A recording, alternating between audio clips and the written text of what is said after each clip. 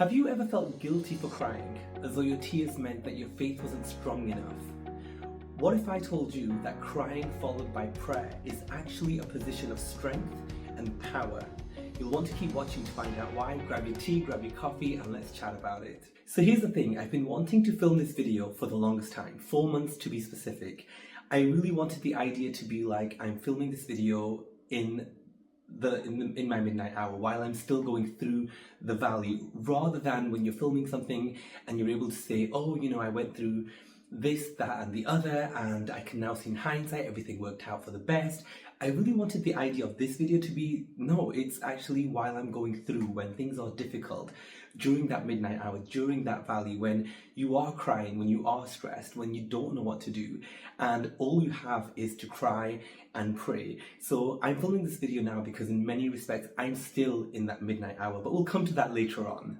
I feel many people, especially believers, feel that crying shows that you have a lack of trust or a doubtful attitude, or that your faith isn't strong enough. But I really want to counter that by saying, no, crying is a human emotion, which we all know it is.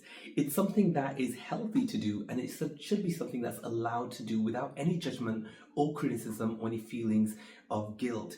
I really do believe in being mindful enough to call an emotion what it is, and be mindful of, I'm feeling sad, I'm feeling stressed, and if that makes you cry, and that can always help you feel better as well.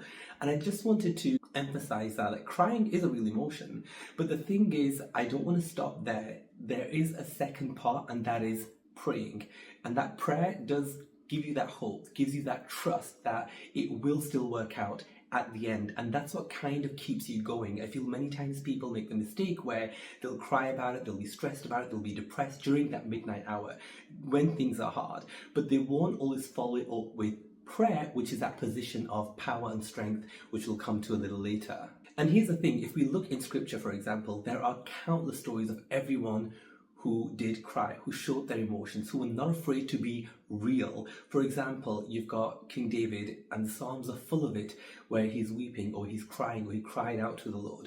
You've got Jesus who wept as well, and I think the shortest verse in the Bible, or the shortest verse, is in John, where it says Jesus wept. The shortest verse, he wept. There's another story where Jesus saw Mary mourning the death of Lazarus, and it says that he was filled with compassion and he also wept. And that's just some references.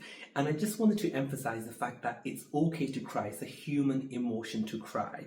And that scripture is filled with instances of great people who were crying, and that it was okay to cry. It never showed a lack of faith. It never showed a doubtful attitude. It never showed a lack of trust in God or anything like that, or even your own abilities. It was merely a way of expressing how you felt, being authentic and real, and also a position of humility. All this is to show that crying is a position of humility, and that's why it says, my strength is made perfect in weakness.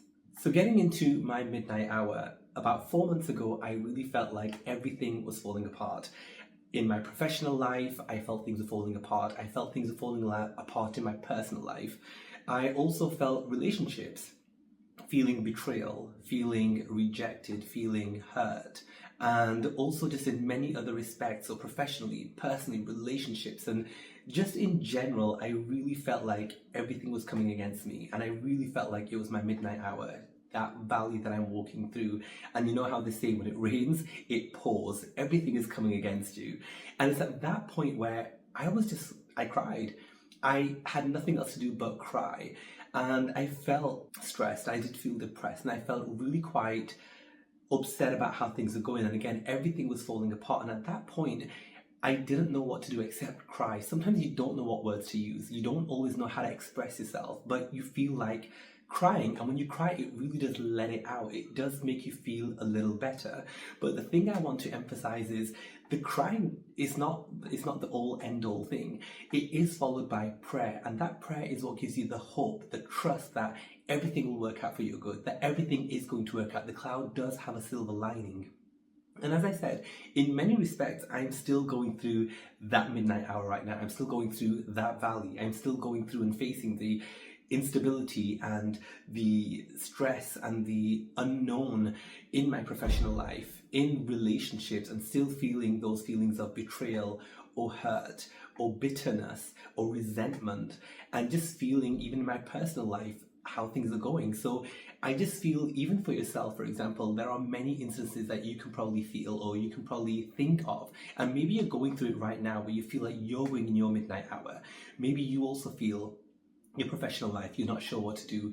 Maybe you're losing your job, you're in between jobs, you're getting a new job, or maybe it's relationships. You feel you've been betrayed, you feel you've been hurt, you feel that you've been pushed away by certain people that are close to you that you felt would not do that.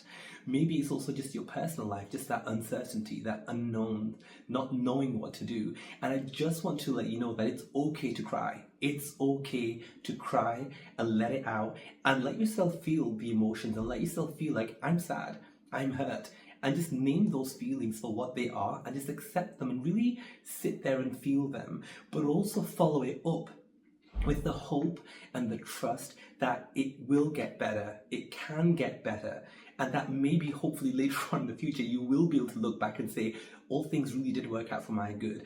In hindsight, you can see how things worked out, and maybe that was for the best. Maybe that relationship that ended, maybe that person who pushed you away, maybe that job that you lost or that transition you were going through was actually in your favor, for your benefit, but you just didn't know it then. And this is the thing that I really want to emphasize, that when you're praying, you're really putting that faith and trust in God.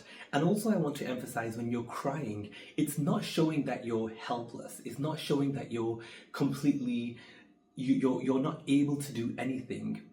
Really what it shows is humility. It shows that I've reached the ends of my limits. I can't do anything else in my own strength. I really can't make any changes. I can't change my situation, my circumstances. You're just crying. You're at that low point where you know you can't do anything in your own strength and power, but you have that hope and trust in God that He's able to do it, and that's where the prayer comes in. And that's what allows you to keep that hope alive. That's what keeps you optimistic and hopeful for the future. And I just want to keep that emphasis there, where crying is a position of humility, and then you follow it up with prayer, and that's a position of power and strength, because it shows you that even if you can't do something on your own, you know that it will still turn out better and things will turn out for your good, and that you will still come out on top. And that's the position of power and strength, where even though you can't do something, you know someone who can. And the great story that really drives that point home is actually found in the Gospel of Luke. I'm actually just going to bring, I just realized it's kind of like the sun's coming to certain points. I hope the lighting's still good in the video, but I just wanted to read this NIV version for Luke 7:37. And it's a really good story to show how crying is showing you that humility position rather than a doubtful lack of trust or anything like that. So in 7:37, I'm reading from the NIV.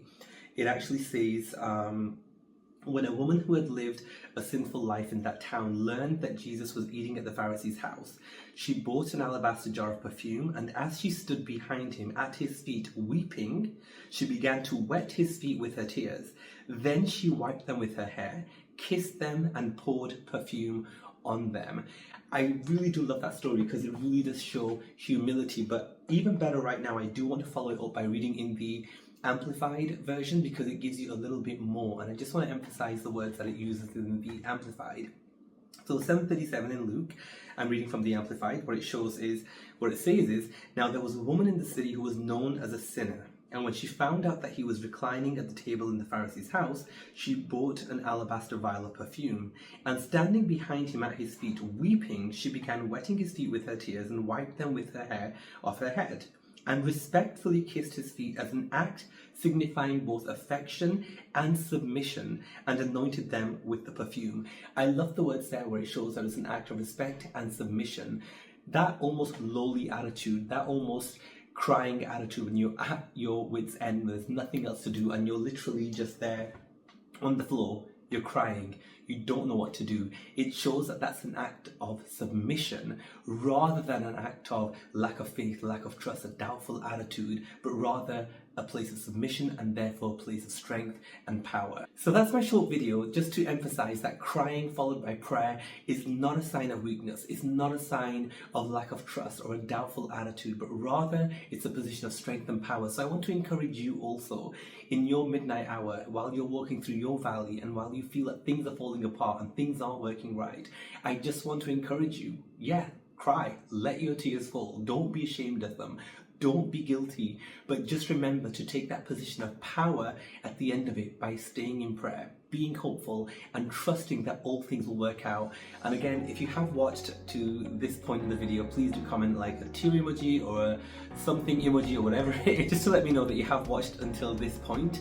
And if you do like this video, please do like, do subscribe to the channel, do share the video, and I'll see you in the next one.